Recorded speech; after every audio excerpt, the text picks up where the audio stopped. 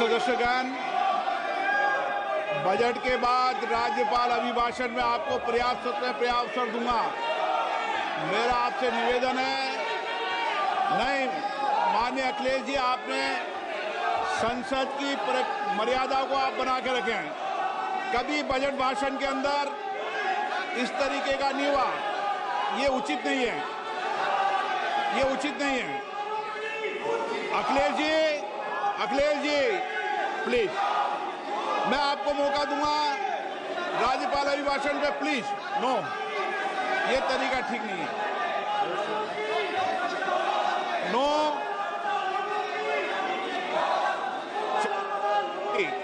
राज्यपाल अभिभाषण पे चर्चा होगी। नो तरीका।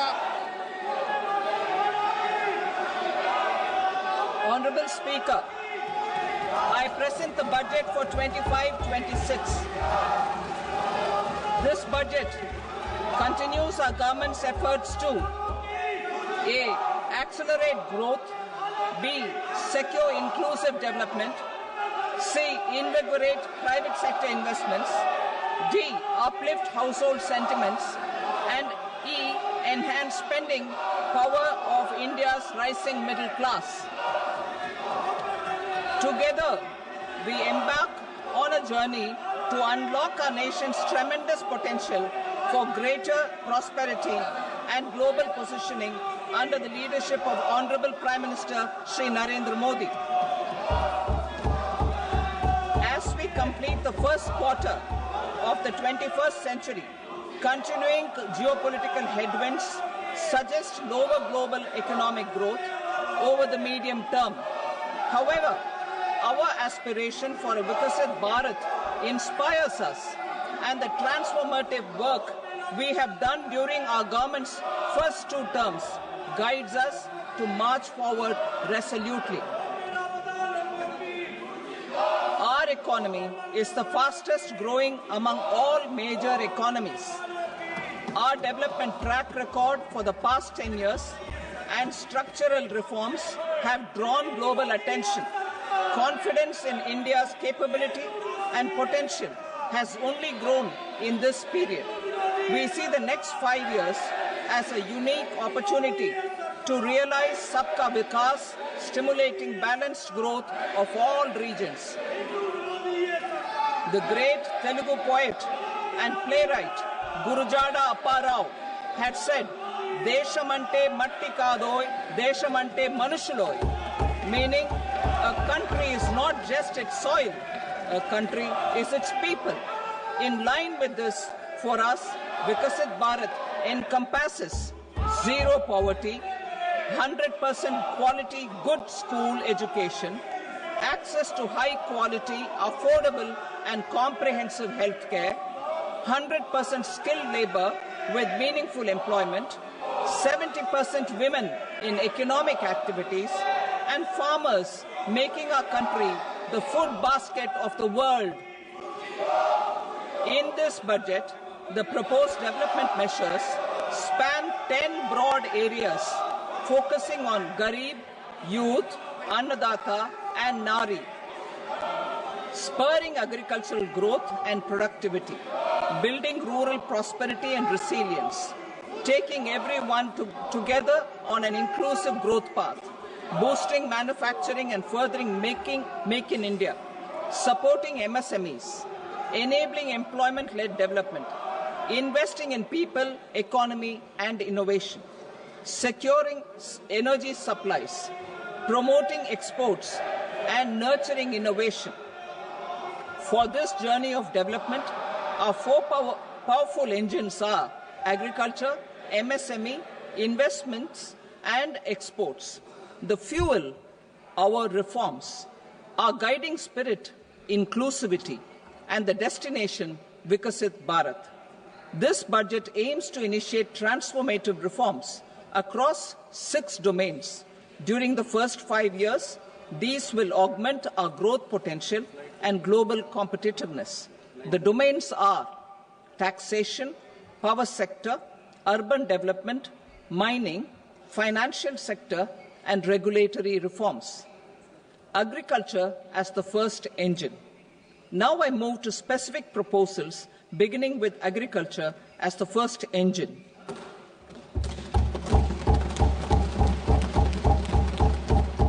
Prime Minister Dhan Dhanya Krishi Yojana, Developing Agri-Districts Program. Motivated by the success of the Aspirational District Program, our government will undertake a Prime Minister Dhan Dhanya Krishi Yojana in partnership with states.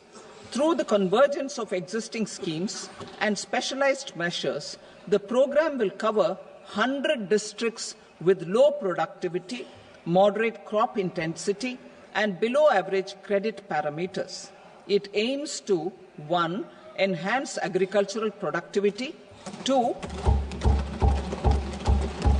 Adopt crop diversification and sustainable agricultural practices, 3. Augment post-harvest storage at the panchayat and block level, 4. Improve irrigation facilities, and 5. Facilitate availability of long-term and short-term credit. This program is likely to help 1.7 crore farmers. Building rural prosperity and resilience. A comprehensive multi-sectoral rural prosperity and resilience program will be launched in partnership with the states. This will address underemployment in agriculture through skilling, investment, technology, and invigorating the rural economy. The goal is to generate ample opportunities in rural areas so that migration is an option but not a necessity. The program will focus on rural women, young farmers, rural youth, marginal and small farmers, and landless families. The details are in Annexure A. Domestic best practices will be incorporated, and appropriate technical and financial assistance will be sought from multilateral development banks. In Phase 1, 100 developing agri-districts will be covered. Atmanirbharta in pulses. Our government is implementing the National Mission for Edible Oilseed for achieving Atmanirbharta in edible oils. Our farmers have the capability to grow enough for our needs and more. 10 years ago, we made concerted efforts and succeeded in achieving near self-sufficiency in pulses. Farmers responded to the need by increasing the cultivated area by 50%, and government arranged for procurement and remunerative prices. Since then, with rising incomes and better affordability, our consumption of pulses has increased significantly. Our government will now launch a 6-year mission for Atmanirbharta in pulses with a special focus on Tuar, Urad and Masoor. Details are in Annexure B. Central agencies such as NAFED and NCCF will be ready to procure these 3 pulses as much as offered during the next 4 years from farmers who register with these agencies and enter into agreements. Comprehensive program for vegetables and fruits. It is encouraging that our people are increasingly becoming aware of their nutritional needs. It is a sign of a society becoming healthier. With rising income levels, the consumption of vegetables, fruits, and Sri Anna is increasing significantly.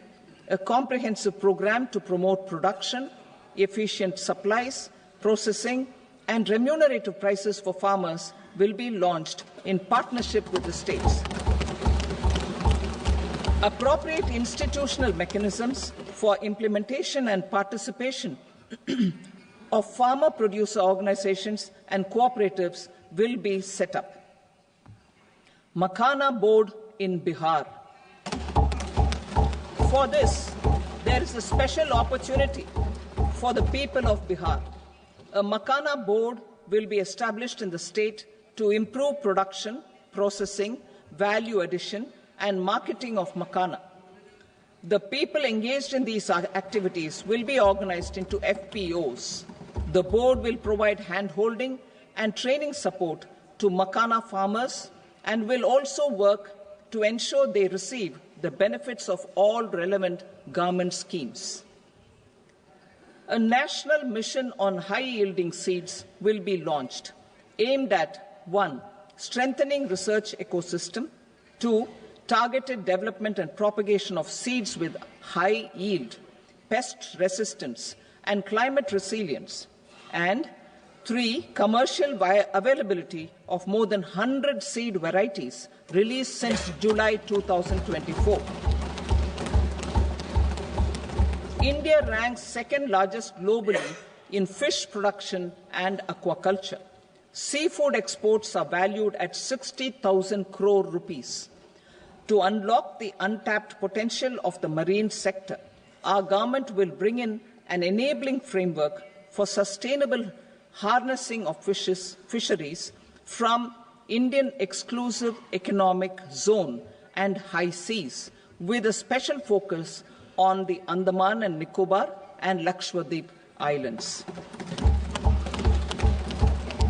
For the benefit of lakhs of cotton growing farmers, I am pleased to announce a mission for cotton productivity. This 5-year mission will facilitate significant improvements in productivity and sustainability of cotton farming and promote extra long staple cotton varieties. The best of science and technology support will be provided to farmers.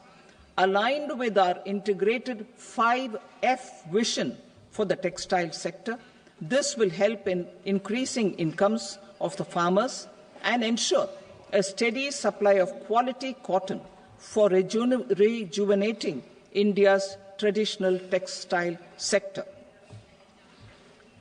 Kisan credit cards facilitate short-term loans for 7.7 crore farmers, fishermen, and dairy farmers.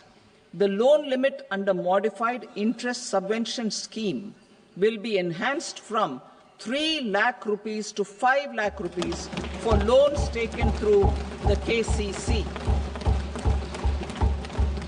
For Atmanirbharta in urea production, our government had reopened 3 dormant urea plants in the eastern region. To further augment urea supply, a plant with annual capacity of 12.7 lakh metric tons will be set up at Namrup in Assam.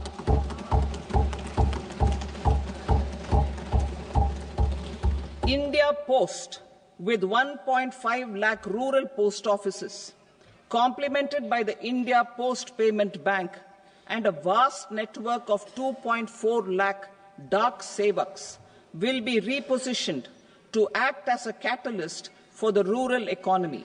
Details are at Annexure C. India Post will also be transformed as a large public logistics organization. This will meet the rising needs of Vishwakarmas, new entrepreneurs, women, self-help groups, MSMEs, and the large business organizations. Our government will provide support to NCDC for its lending operations for the cooperative sector. MSMEs as the second engine.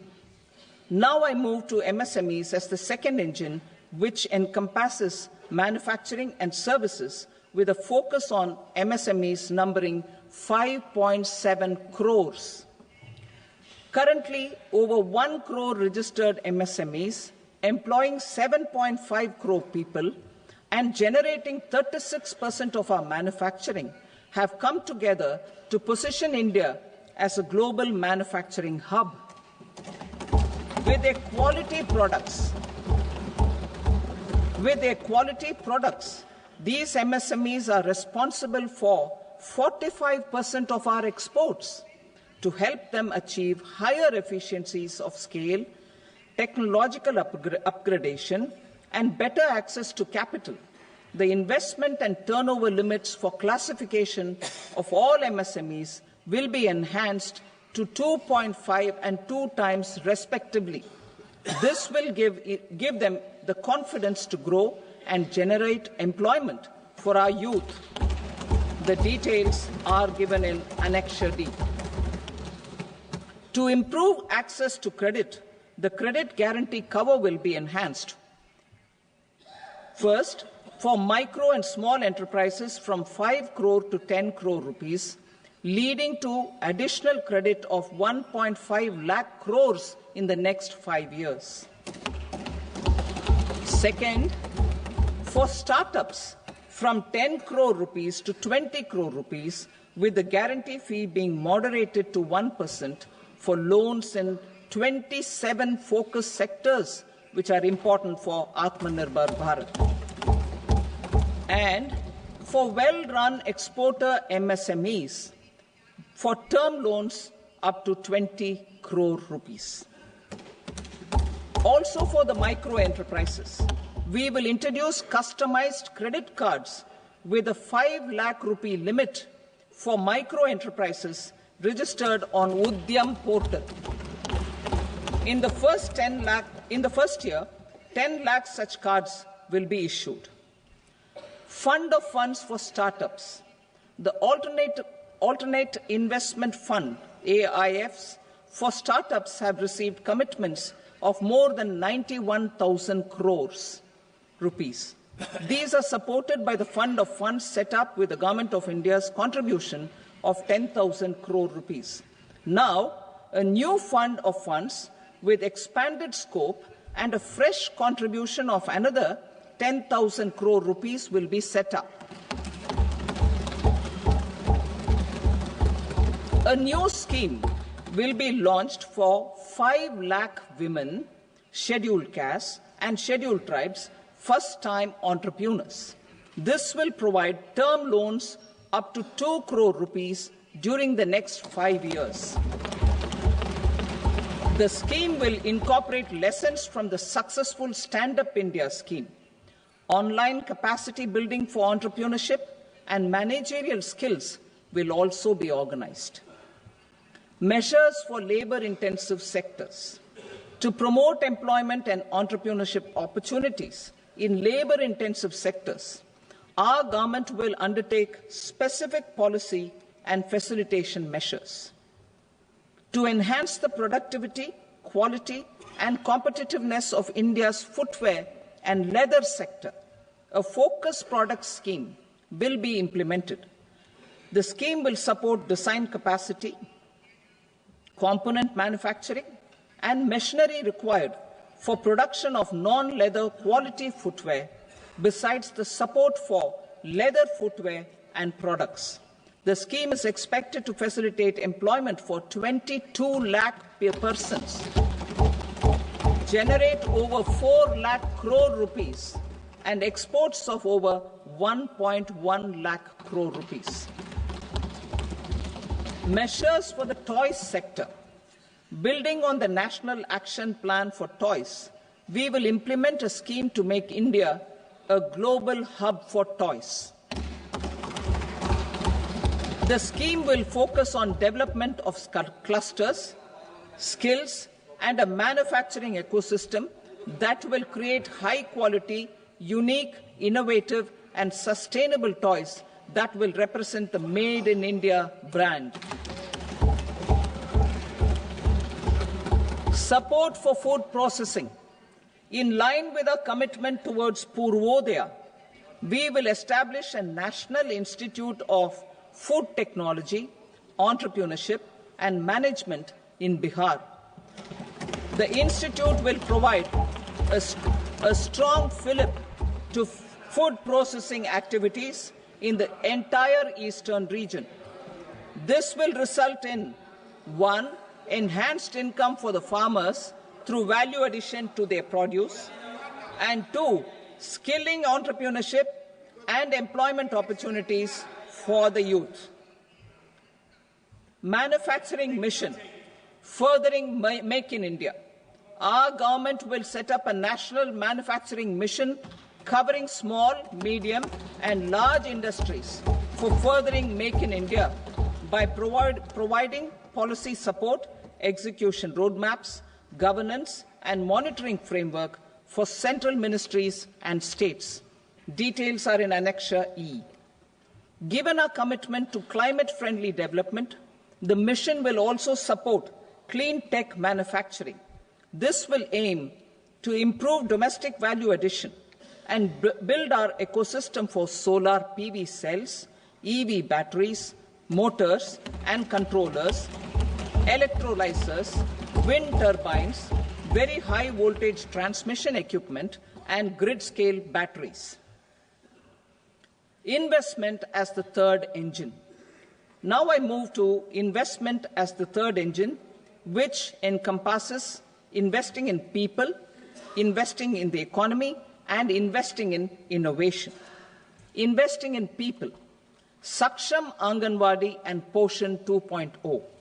Saksham Anganwadi and Poshan 2.0 program provides nutritional support to more than 8 crore children, 1 crore pregnant women and lactating mothers all over the country, and about 20 lakh adolescent girls in aspirational districts and the Northeast region. The cost norms for these nutritional support will be enhanced appropriately. Atal Tinkering Labs. 50,000 Atal Tinkering Labs will be set up in government schools in the next 5 years to cultivate the spirit of curiosity and innovation and foster a scientific temper among young minds. Broadband connectivity to government secondary schools and PHCs. Broadband connectivity will be provided to all government secondary schools and primary health centers in rural areas under the BharatNet project. Bharatiya Bhasha Pustak Scheme. We propose to implement a Bharatiya Bhasha Pustak scheme to provide digital form Indian language books for schools and for higher education. This aims to help students understand their subjects better and in their language. National Centers of Excellence for Skilling. Building on the initiative announced in the July 24 budget, 5 national centers of excellence for skilling will be set up with global expertise and partnerships to equip our youth with the skills required for Make for India, Make for the World manufacturing. The partnership will cover curriculum design, training of trainers, and a skills certification framework and periodic reviews. Expansion of capacity in IITs. Total number of students in 23 IITs has increased 100% from 65,000 to 1.35 lakh in the past 10 years.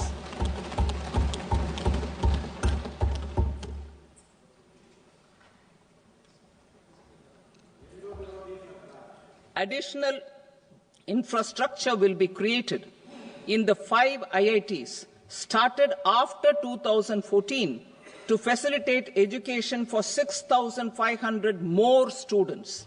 Hostel and other infrastructure capacity at IIT Patna will also be expanded.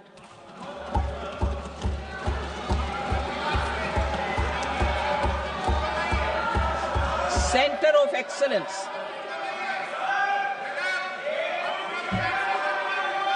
Center of Excellence in AI for Education.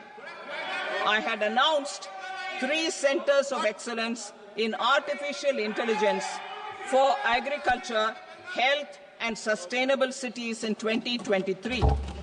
Now a center of excellence in artificial intelligence for education will be set up with a total outlay of 500 crores. Expansion of medical education. Our government has added almost 1.1 lakh undergraduate and postgraduate medical education seats in 10 years, an increase of 130%. In the next year, 10,000 additional seats will be added in medical colleges and hospitals towards the goal of adding 75,000 seats in the next 5 years. Daycare cancer centers in all district hospitals. Our government will facilitate setting up of daycare cancer centers in all district hospitals in the next 3 years. 200 centers will be established in 25-26 itself. Strengthening urban livelihoods. Our government has been giving priority to assisting urban poor and vulnerable groups. A scheme for socio-economic upliftment of urban workers will be implemented to help them improve their incomes, have sustainable livelihoods, and a better quality of life. PM Swanidhi scheme has benefited more than 68 lakh street vendors, giving them respite from high-interest informal sector loans.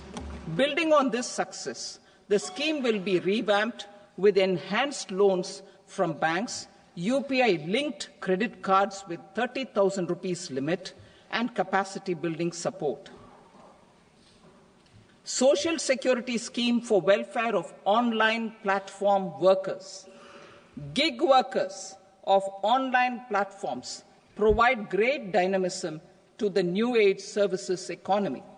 Recognizing their contribution, our government will arrange for their identity cards and registration on the e-Shram portal.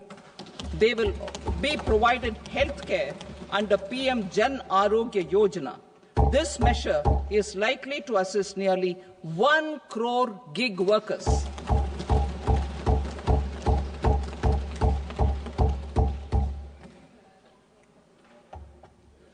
Investing in the economy. Public-private partnership in infrastructure. Each infrastructure-related ministry will come up with a 3-year pipeline of projects that can be implemented in PPP mode. States will also be encouraged to do so and can seek support from the India Infrastructure Project Development Fund, which is a scheme to prepare PPP proposals. Support to states for infrastructure. An outlay of 1.5 lakh crore is proposed for the 50-year interest-free loans to states for capital expenditure and incentives for reforms. Building on the success of the first asset monetization plan announced in 2021, the second plan for 2025 to 30 will be launched to plough back capital of 10 lakh crore in new projects. Regulatory and fiscal measures will be fine-tuned to support the plan. Jal Jeevan Mission. Since 2019, 15 crore households, representing 80% of India's rural population, have been provided access to portable tap water connections.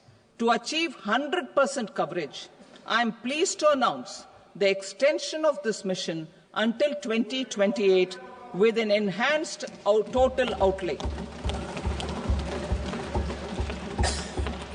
The mission's focus will be on the quality of infrastructure and O&M of rural piped water supply schemes through Jan Bhagidari.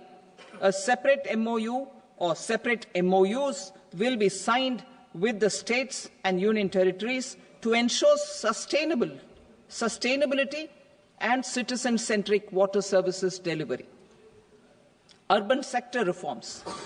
Building on the July budget proposals, urban sector reforms related to governance, municipal services, urban land and planning will be incentivized. Urban Challenge Fund. The government will set up an urban challenge fund of 1 lakh crore rupees to implement the proposals for cities as growth hubs, creative redevelopment of cities, and for water and sanitation purposes announced in the July budget. This fund will finance up to 25% of the cost of bankable projects, with a stipulation that at least 50% of the cost is funded from bonds, bank loans, and PPPs. An allocation of 10,000 crore is proposed in 2025-26. Power sector reforms. We will incentivize electricity distribution reforms and augmentation of intra-state transmission capacity by states. This will improve financial health and capacity of electricity companies. Additional borrowing of 0.5% of GSDP will be allowed to states contingent on these reforms. Nuclear energy mission for Vikasit Bharat. Development of at least 100 gigawatt of nuclear energy by 2047 is essential for our energy transition efforts. For an active partnership with the private sector towards this goal, amendments to the Atomic Energy Act and the Civil Liability for Nuclear Damage Act will be taken up. A nuclear energy mission for research and development of small modular reactors with an outlay of 20,000 crore will be set up. At least 5 indigenously developed small modular reactors will be operationalized by 2033. Shipbuilding.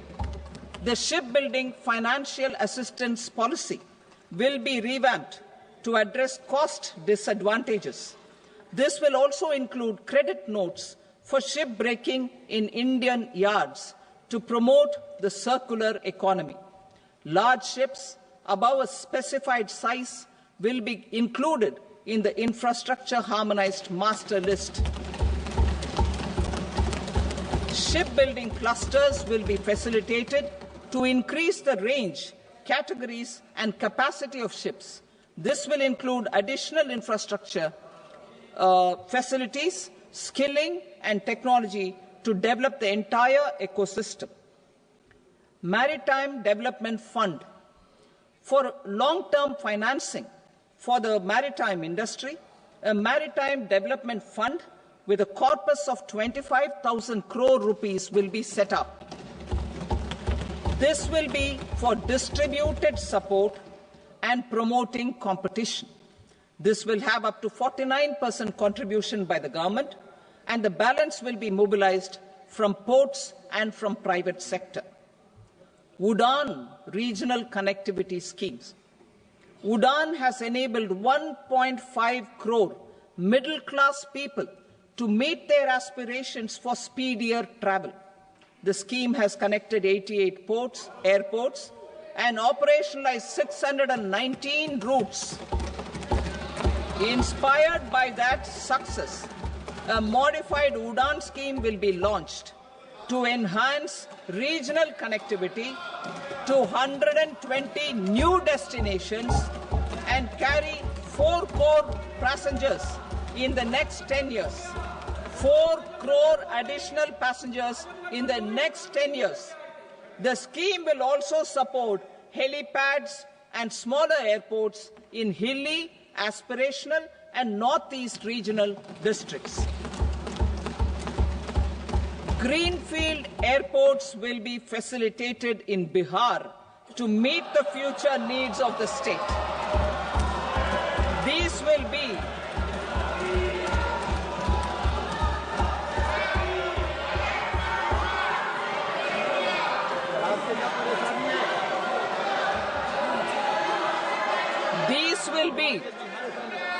These will be in addition to the expansion of the capacity of Patna Airport and a brownfield airport in Beta. Western Kosi Canal project in Mithilanchal.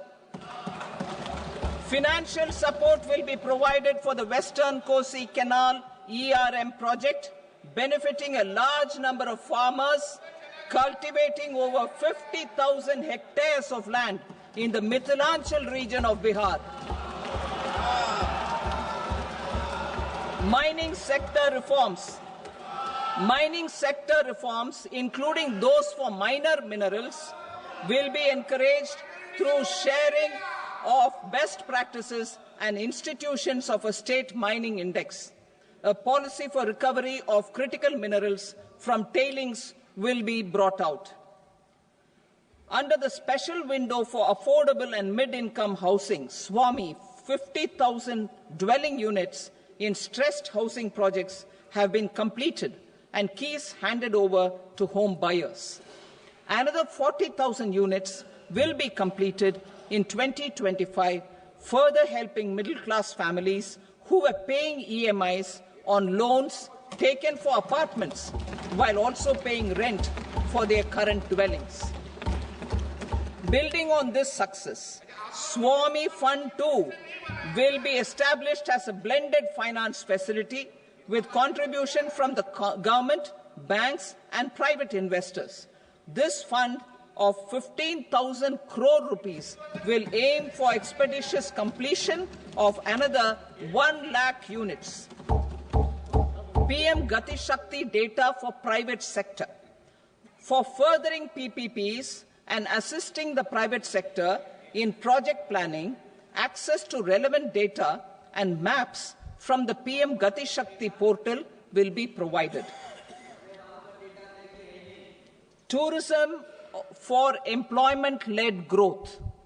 Top 50 tourist destination sites in the country will be developed in partnership with states through a challenge mode. Land for building key infrastructure will have to be provided by the states. Hotels in these destinations will be included in the infrastructure harmonized list. The following measures will be taken for facilitating employment-led growth: organizing intensive skill development programs for our youth, including in institutes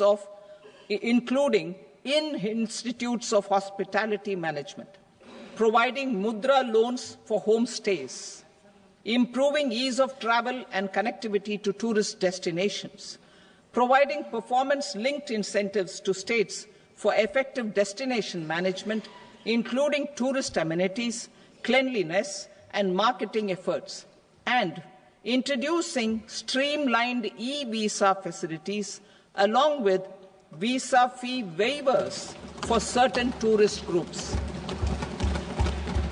Continuing with the emphasis on places of spiritual and religious significance, in the July budget, there will be a special focus on destinations related to the life and times of Lord Buddha. Medical tourism and heal in India. Medical tourism and heal in India will be promoted in partnership with the private sector, along with capacity building and easier visa norms. Investing in innovation. To implement private sector-driven research, development and innovation initiatives announced in the July budget, I am now allocating 20,000 crore rupees for this purpose. A deep tech fund of funds will also be explored to catalyze the next generation startups as a part of this initiative.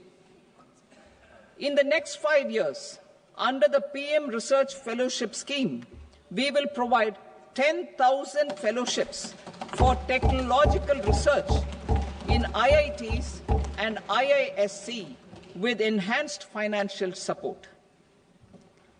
The second gene bank with 10 lakh germplasm lines will be set up for future food and nutritional security. This will provide conservation support to both public and private sectors for genetic resources. We will start a national geospatial mission to develop foundational geospatial infrastructure and data. Using PM Gati Shakti, this mission will facilitate modernization of land records, urban planning, and design of infrastructure projects. A Gyan Bharatam mission for survey, documentation, and conservation of our manuscript heritage with academic institutions, museums, libraries, and private collectors will be undertaken to cover more than 1 crore manuscripts.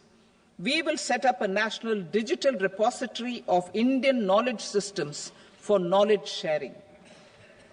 Now I move to exports as the fourth engine.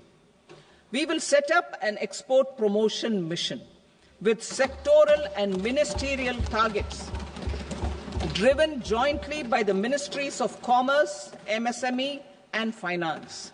It will facilitate easy access to export credit, cross-border factoring support, support to MSMEs to tackle non-tariff measures in overseas markets.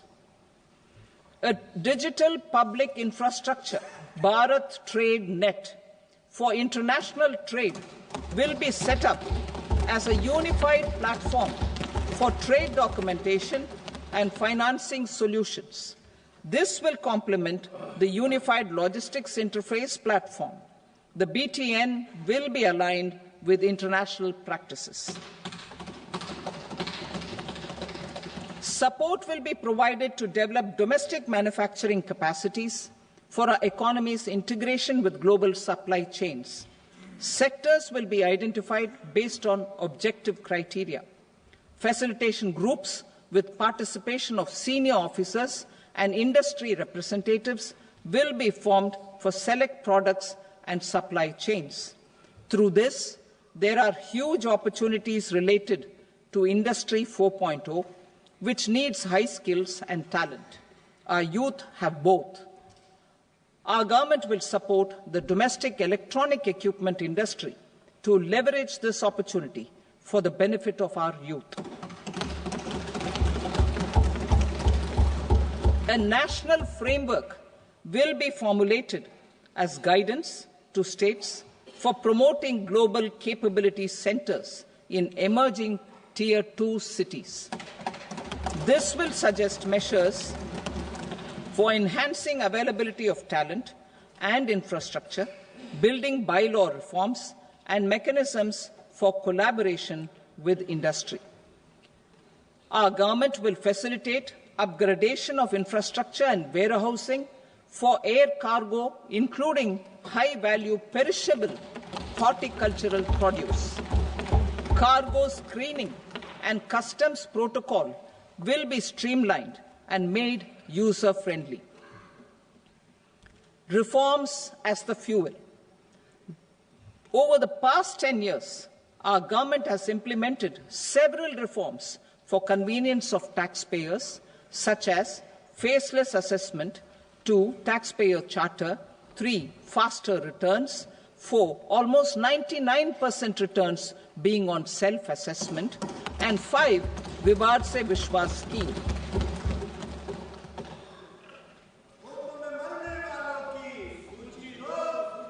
Continuing these efforts, I reaffirm the commitment of the Tax Department to trust first, scrutinize later. I also propose to introduce the new income tax bill next week. I will detail the indirect tax reforms and changes in direct taxes in Part B. Financial sector reforms. The FDI limit for the insurance sector will be raised from 74 to 100%. This enhanced limit will be available for those companies which invest the entire premium in India.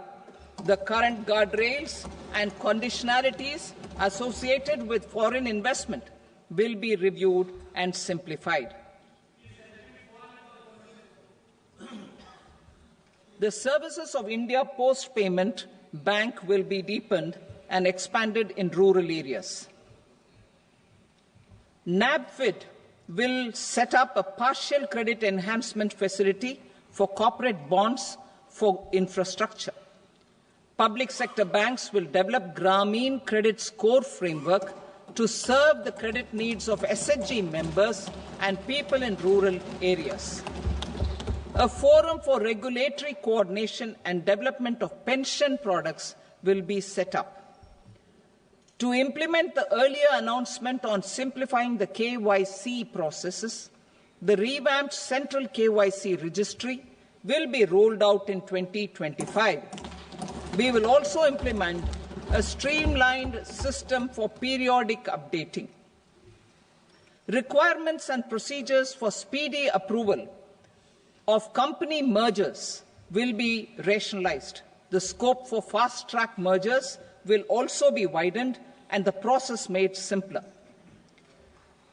As proposed in the interim budget, We signed bilateral investment treaties with 2 countries in 2024 to encourage sustained foreign investment, and in the spirit of First Develop India, the current model BIT will be revamped and made more investor-friendly. In the last 10 years, in several aspects, including financial and non-financial, our government has demonstrated a steadfast commitment to ease of doing business. We are determined to ensure that our regulations must keep up with technological innovations and global policy developments. A light-touch regulatory framework based on principles and trust will unleash productivity and employment. Through this framework, we will update regulations that were made under old laws. To develop this modern, flexible, people-friendly and trust-based regulatory framework appropriate for the 21st century, I propose 4 specific measures. A high-level committee for regulatory reforms will be set up for a review of all non-financial sector regulations, certifications, licenses, and permissions. The committee will be expected to make recommendations within a year. The objective is to strengthen trust-based economic governance and take transformational measures to enhance ease of doing business, especially in matters of inspection and compliances. States will be encouraged to join in this endeavour. An investment friendliness index of states will be launched in 2025 to further the spirit of competitive, cooperative federalism. Under the Financial Stability and Development Council, a mechanism will be set up to evaluate impact of the current financial regulations and subsidiary instructions. It will also formulate a framework to enhance their responsiveness and development of the financial sector. In the Jan Vishwas Act 2023, more than 180 legal provisions were decriminalized. Our government will now bring up the Jan Vishwas Bill 2.0 to decriminalize more than 100 provisions in various laws.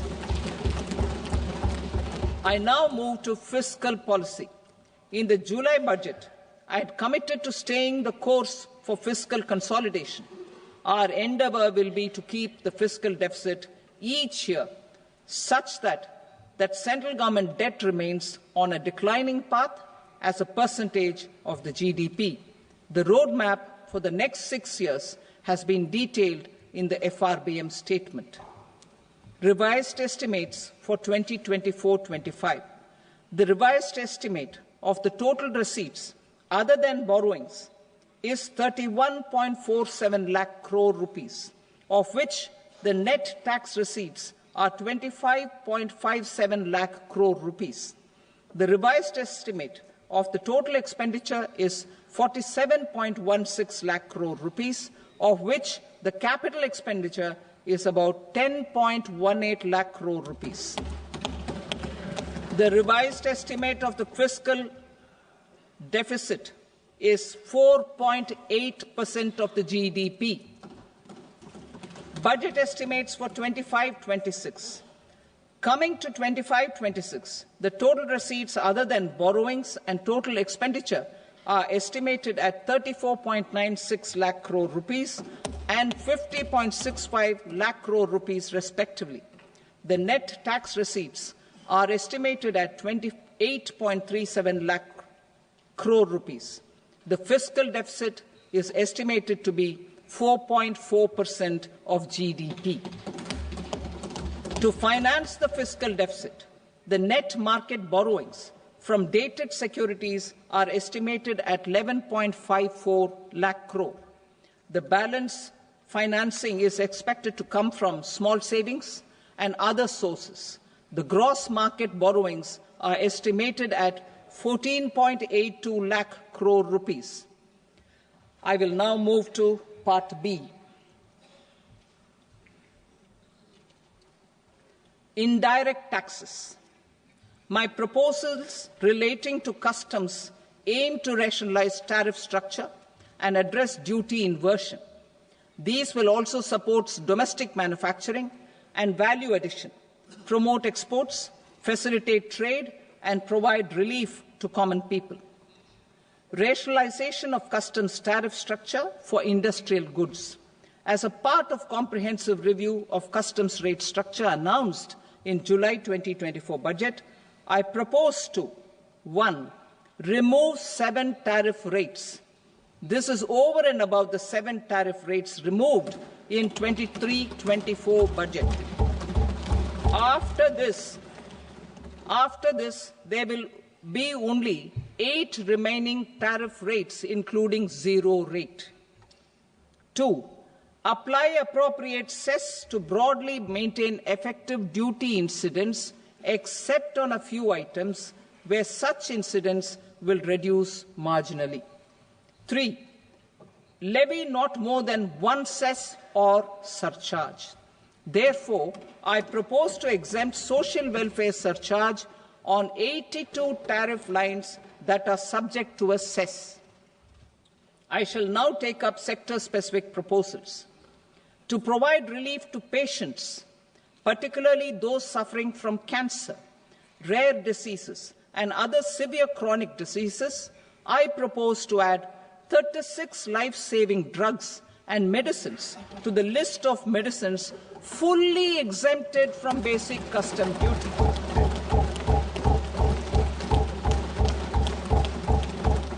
I also propose to add 6 life-saving medicines to the list attracting concessional custom duty of 5%.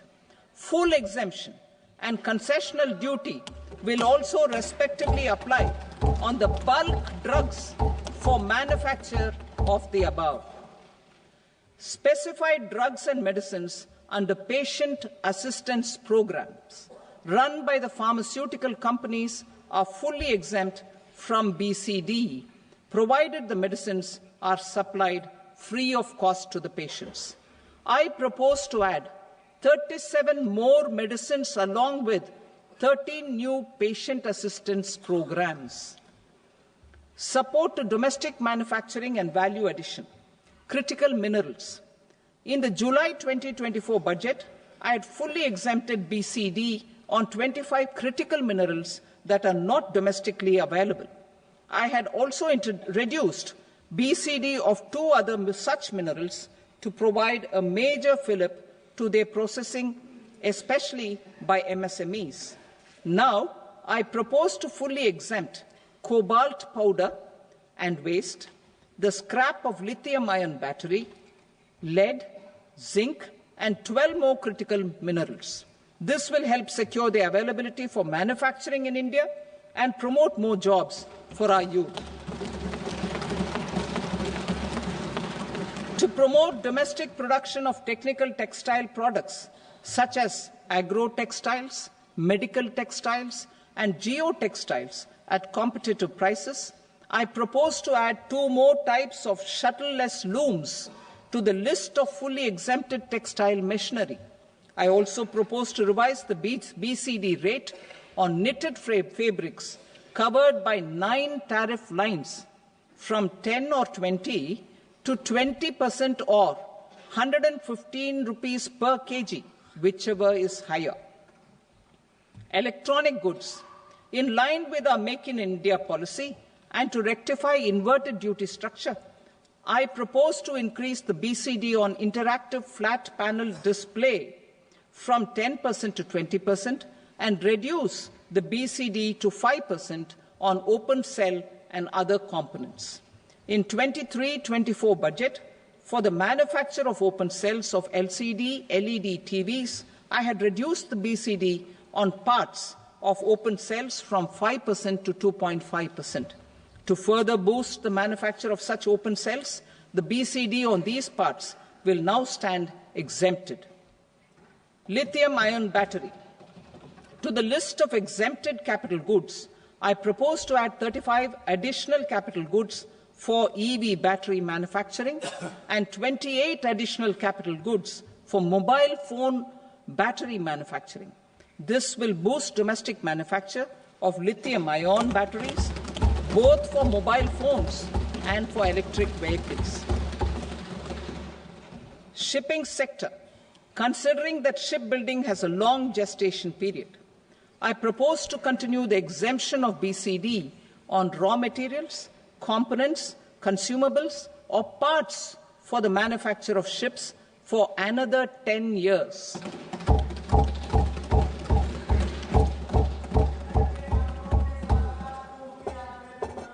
I also propose the same dispensation for shipbreaking to make it more competitive.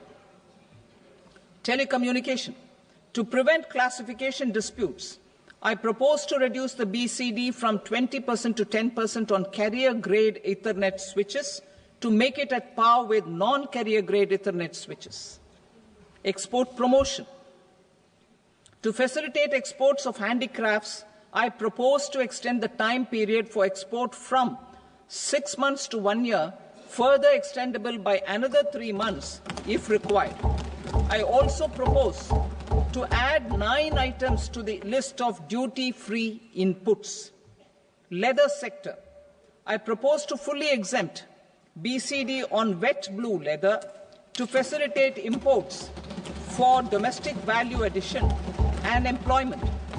I also propose to exempt crust leather from 20% export duty to facilitate exports by small tanners. Marine products. To enhance India's competitiveness in the global seafood market, I propose to reduce BCD from 30% to 5% on frozen fish paste, surimi, for manufacture and export of its analog products.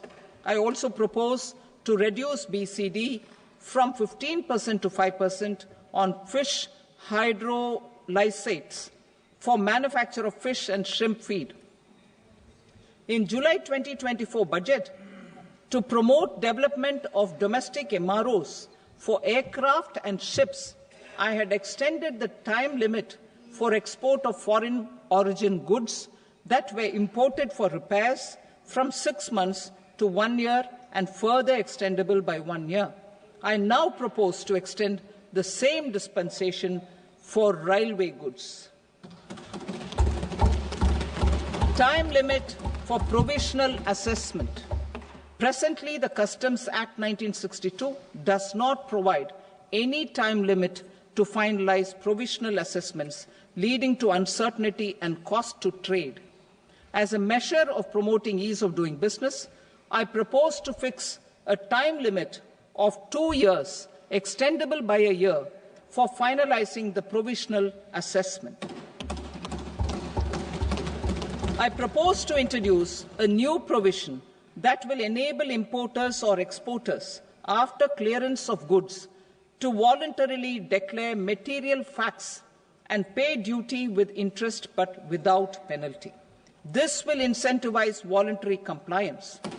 However, this will not apply in cases where department has already initiated audit or investigation proceedings. For industry to better plan their imports, I propose to extend the time limit for the end use of imported inputs in the relevant rules from 6 months to 1 year. This will provide operational flexibility in view of cost and uncertainty of supply. Further, such importers will now have to file only quarterly statements instead of a monthly statement.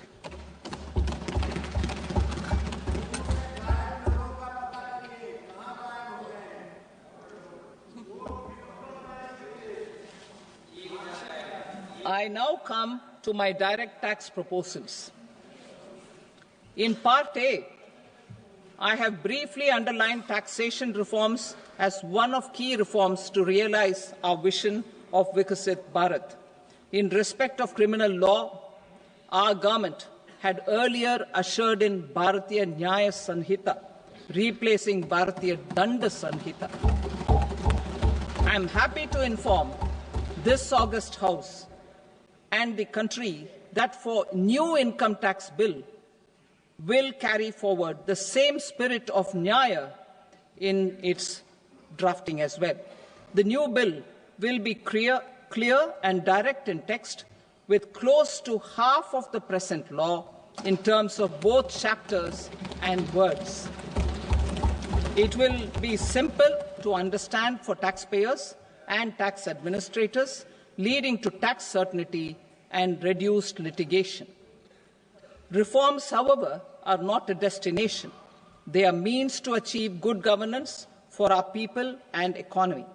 Providing good governance primarily involves being responsive. The Tirukural captures this in verse 542, which reads, "Vaanokki vaazhum ulagallam, mannavan kol nokki vaazhum kudi," meaning, just as the living beings live expecting rains, citizens live expecting good governance. Our government is committed to keeping an ear to the ground and a finger on the pulse and responding while balancing our national building efforts.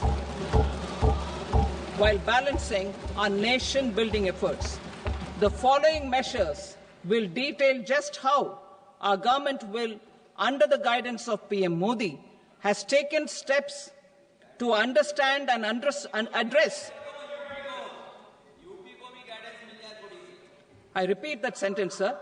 The following measures will detail just how our government, under the guidance of PM Modi, has taken steps to understand and address the needs voiced by our citizens. My tax proposals are guided by this spirit. The objectives of my proposals are as follows: personal income tax reforms with special focus on middle class, rationalization of TDS and TCS for easing difficulties, encouraging voluntary compliance, reducing compliance burden, ease of doing business, employment and investment. I will come to my proposal on personal income tax towards the end. TDS and TCS, rationalization for easing difficulties. I propose to rationalize tax deduction at source, TDS, by reducing the number of rates and thresholds above which TDS is deducted. Further, threshold amounts for tax deduction will be increased for better clarity and uniformity. The limit for tax deduction on interest for senior citizens is being doubled from the present 50,000 rupees to 1 lakh rupees. Similarly, the annual limit of 2.40 lakh rupees for TDS on rent is being increased to 6 lakh rupees. This will reduce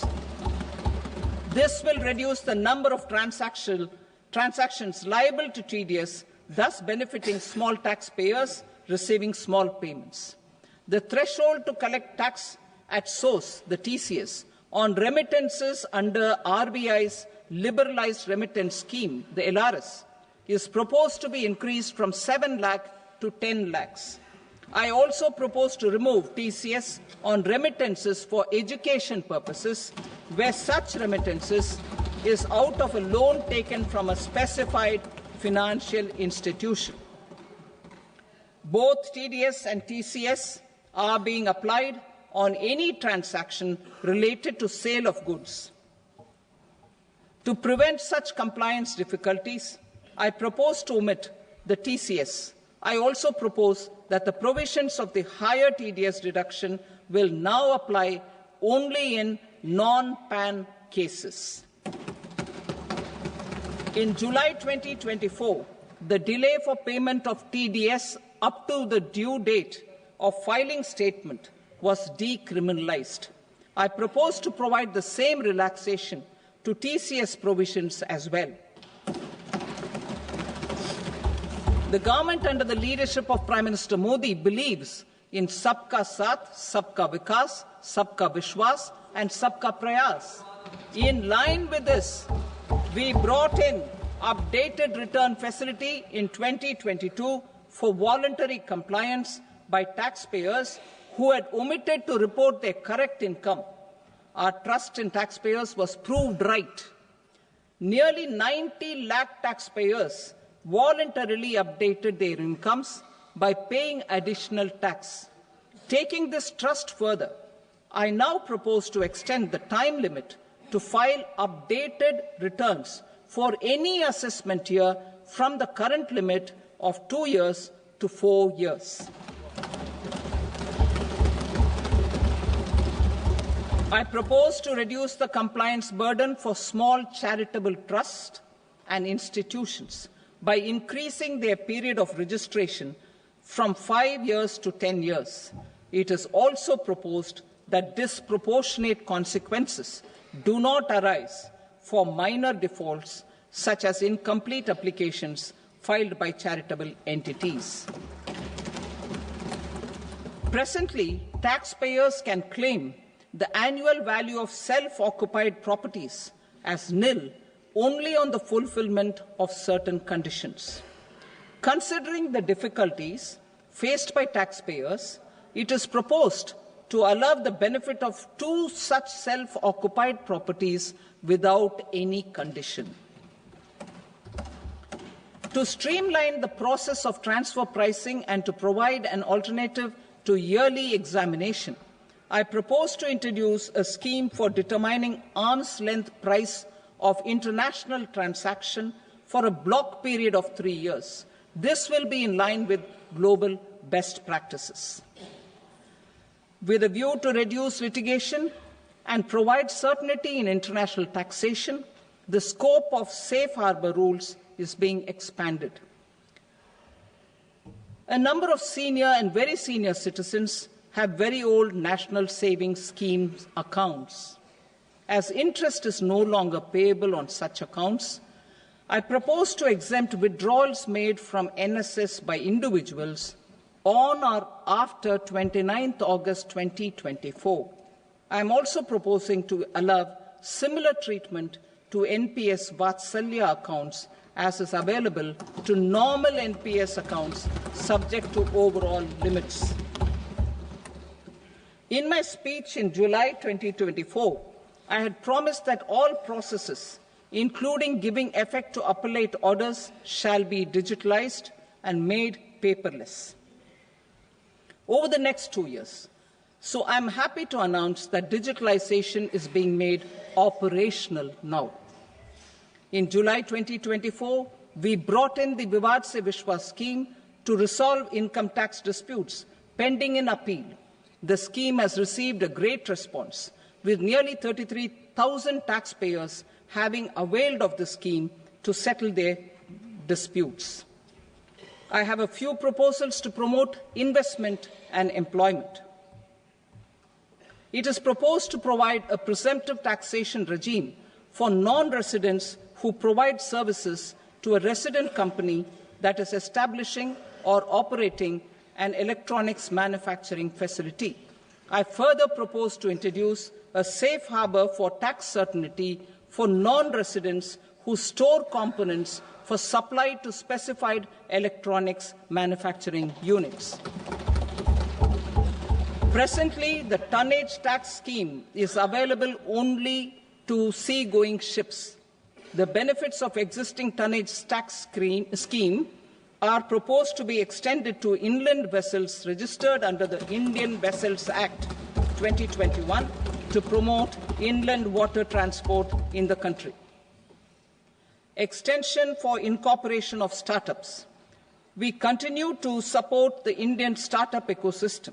I propose to extend the period of incorporation by 5 years to allow the benefit available to startups which are incorporated before 1/4/2030.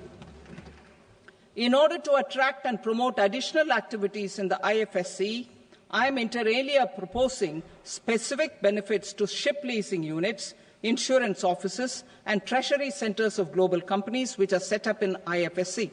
Further, to claim benefits, the cut-off date for commencement in IFSC has also been extended by 5 years to 31/3/2030. Category 1 and Category 2 AIFs are undertaking investments in infrastructure and other such sectors. I propose to provide certainty of taxation to these entities on the gains from securities.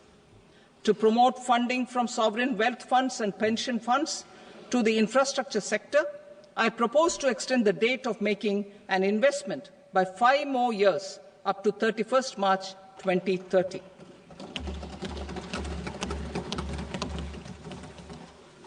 Personal income tax reforms with special focus on middle class. Democracy, demography and demand are the key support pillars in our journey towards Vikasit Bharat. The middle class provides strength for India's growth. This government, under the leadership of Prime Minister Modi, has always believed in the admirable energy and ability of the middle class in nation building. In recognition of their contribution,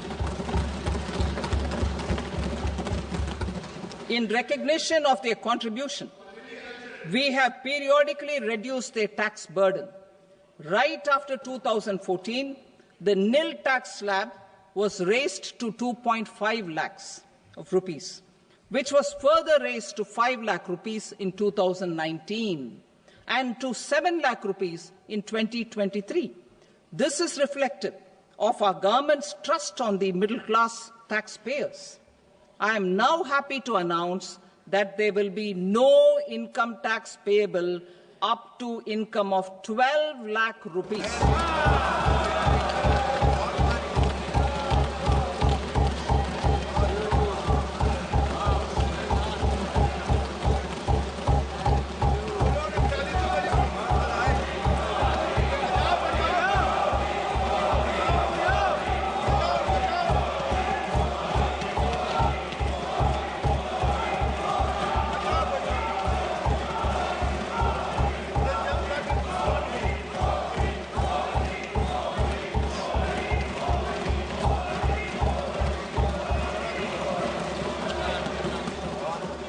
So, average income of 1 lakh per month, other than the special rate income such as capital gains, under the new regime.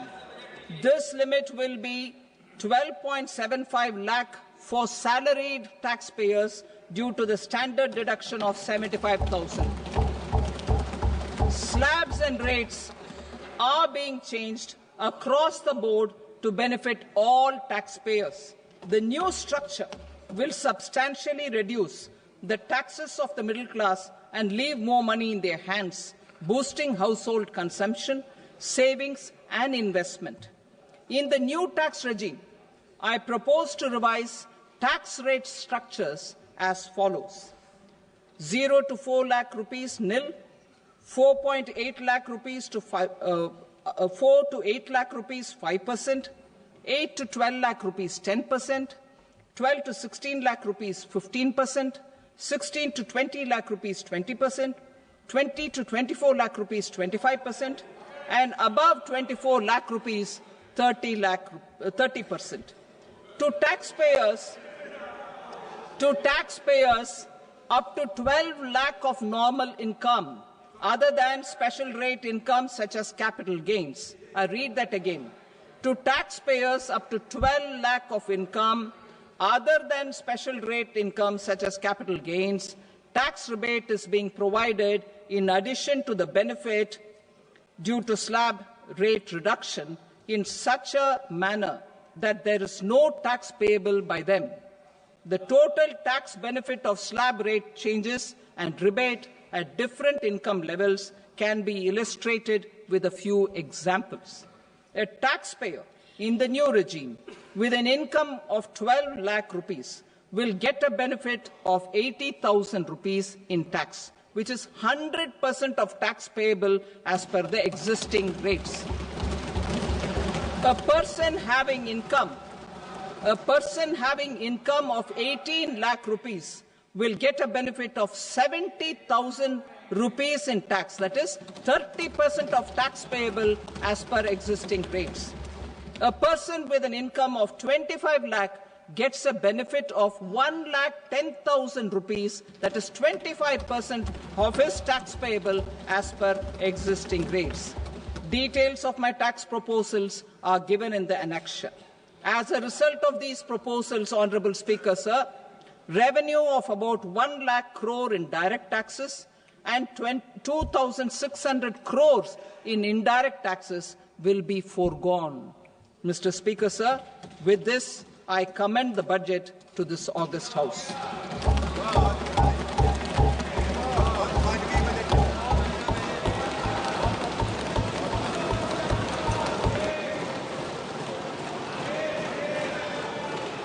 Item number 2